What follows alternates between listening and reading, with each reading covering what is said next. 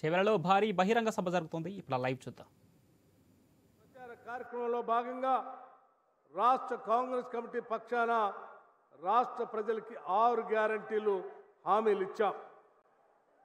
ఆ 6 గ్యారంటీలు హామీలు ఇచ్చినప్పుడు రాష్ట్రంలో ఉన్నటువంటి టీఆర్ఎస్ పార్టీ అమలుగాని హామీలు కాంగ్రెస్ పార్టీ ఇస్తుందని చెప్పింది. కానీ ప్రజలు నమ్మారు. కాంగ్రెస్ పార్టీ అంటే ఇచ్చిన హామీని మర్చిపోదని, ఇచ్చిన హామీలు మర్చిపోదని, హామీ ఇస్తే తప్పకుండా అమలు చేస్తుందని ఈ సందర్భంగా నమ్మి ప్రజలంతా కూడా కాంగ్రెస్ పార్టీకి పెద్ద ఎత్తున ఓట్లు వేశారు. వేసినటువంటి ప్రజానికి యొక్క నమ్మకాన్ని వమ్ము చేయకుండా దేశమంతా ఎదురు చూస్తున్నటువంటి ఈ సందర్భంలో కాంగ్రెస్ పార్టీ ఇచ్చిన గ్యారంటీల్ని అమలు చేసే కార్యక్రమంలో భాగంగా అధికారంలోకి రాగానే మొదటి 2 గ్యారంటీలు మీ అందరికీ తెలిసిందే. రాష్ట్రంలో ఉన్నటువంటి మహిళల్ని కాంగ్రెస్ పార్టీ ఏ రకంగా గౌరవిస్తుందో, మహాలక్ష్ములని వారిని పూజిస్తూ గౌరవించేటువంటి కాంగ్రెస్ పార్టీ అధికారంలోకి రాగానే మొట్టమొదటిసారి రాష్ట్రంలో ఉన్నటువంటి మహిళలందరూ కూడా ఈ రాష్ట్రంలో ఎక్కడి నుంచి ఎక్కడికి ప్రయాణం చేసినా ఉచితంగా ఆర్టీసీ బస్సులో ప్రయాణం చేసినట్టుగా ఏర్పాటు చేసినటువంటి ఒక గొప్ప కార్యక్రమం మీ అందరికీ తెలిసిందే. మంత్రులు చెప్పారు, ఇప్పటికే 18 కోట్ల సార్లు ఈ రాష్ట్రంలో ఉన్నటువంటి మహిళలు ఉచితంగా ఆర్టీసీ బస్సుల్ని ఇప్పటికే వాడుకున్నారన్న సంగతి కూడా ఈ సందర్భంగా మీ అందరికీ మనవి చేస్తూ ఉన్నాం. అలాగే మిత్రులారా, మనందరికీ తెలిసిందే, ఒక పేద కుటుంబం కానీ, బలహీన వర్గాల కుటుంబం కానీ, మధ్యతరగతి కుటుంబం కానీ ఆరోగ్యం ఇబ్బంది పడితే లక్షల పోసి వైద్యం చేపించుకోలేనటువంటి పరిస్థితిలో ఉన్నటువంటి మనం అందరం చూసాం చరిత్రని.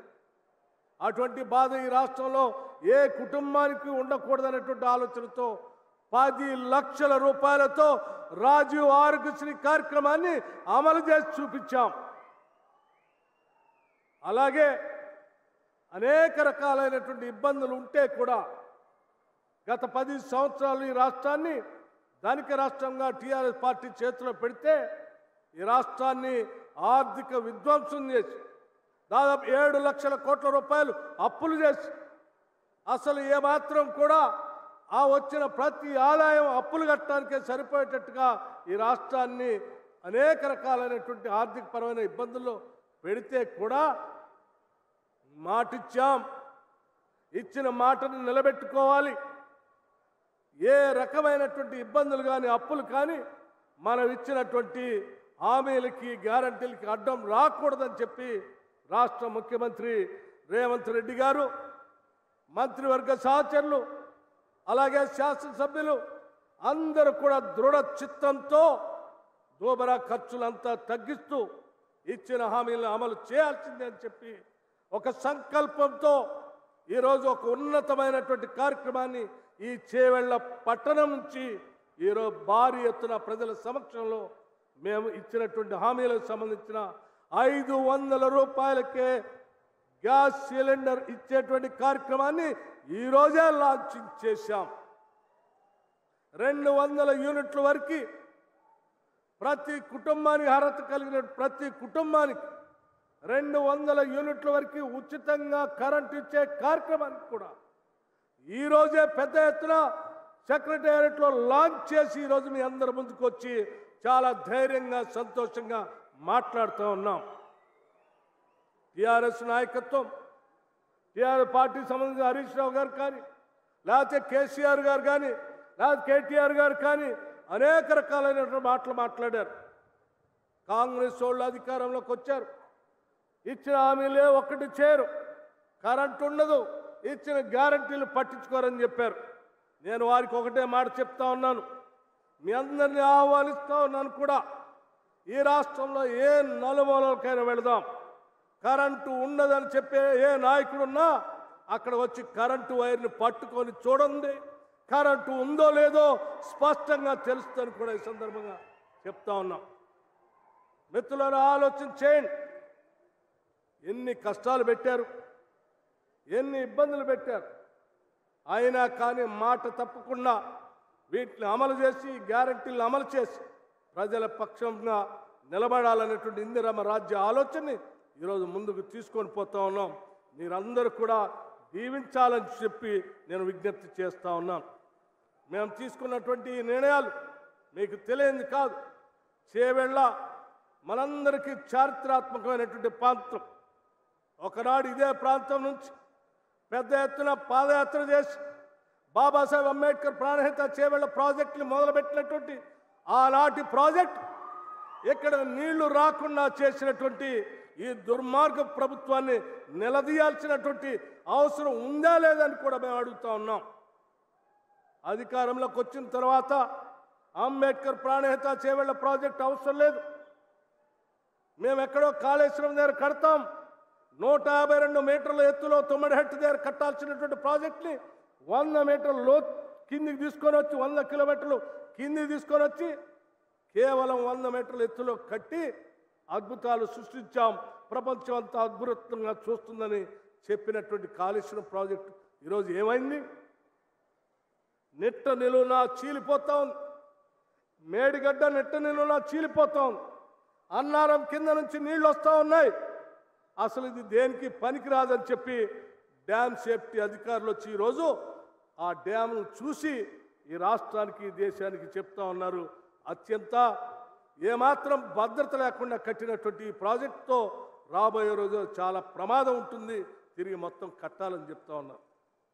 అయ్యా, నేను అడుగుతా ఉన్నాను, ఆనాడు గ్రావిటీతో పెద్ద ఎత్తున చాలా దూరం వరకు ప్రాణహిత నుంచి నీళ్లు తీసుకొచ్చే చేవెళ్ళ ప్రాంతానికి గోదావరి నీళ్ళు వద్దన్నావు, కింది దిగపోయి దాన్ని కట్టి అది లేకుండా చేశావు, ఇది లేకుండా చేశావు, లక్షల కోట్లు మాత్రం గోదావరిలో పోసావు, రాష్ట్ర ప్రజలకు అన్యాయం చేశావు. చేయటమే కాదు, చాలా ప్రగల్భాలు పలికావు. గోదావరి నీళ్లు కాదు, కృష్ణానది నీళ్లు తీసుకొచ్చి పాలమూరు రంగారెడ్డి నుంచి ఇక్కడ నీళ్ళు ఇస్తా అన్నావు. ఏమి ఇచ్చావా? పాలమూరు రంగారెడ్డికి ఒక పంపైన పెట్టావా? చేవెళ్ళకి నీళ్లు రావాలంటే లక్ష్మీదేవిపల్లి రిజర్వాయర్ కట్టాల్సినటువంటి అవసరం ఉంది, కట్టావా? తట్టెడ మట్టి కూడా వేయలేదు. అక్కడ నీళ్ళు ఎట్లా ఇస్తావు చేవెళ్ళకని ఇదే చేవెళ్ళ నుంచి అడుగుతా ఉన్నాం.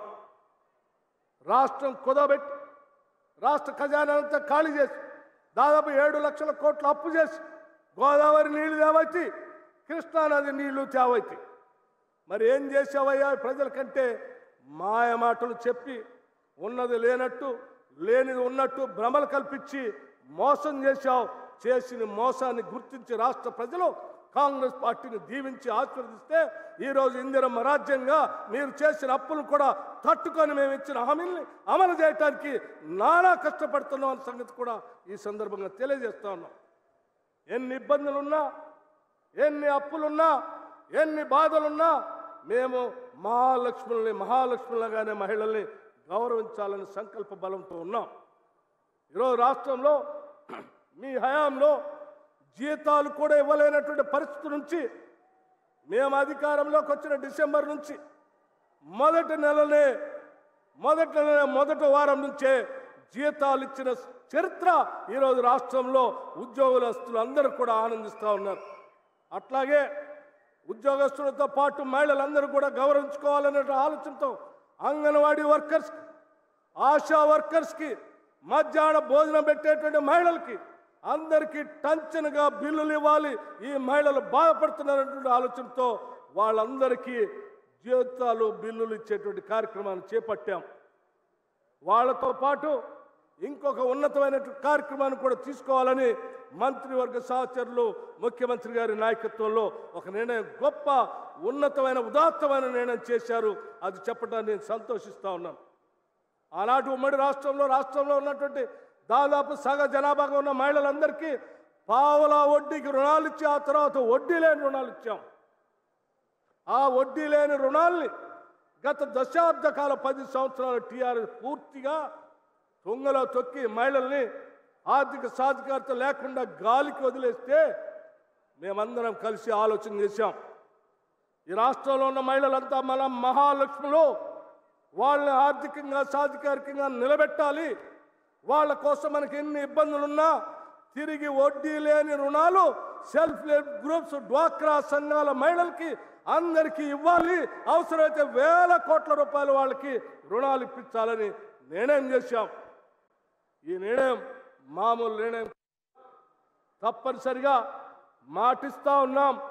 మిత్రులారా, రాష్ట్ర ప్రజానికానికి ఈ చేవల సభ నుంచి మాటిస్తా ఉన్నాం.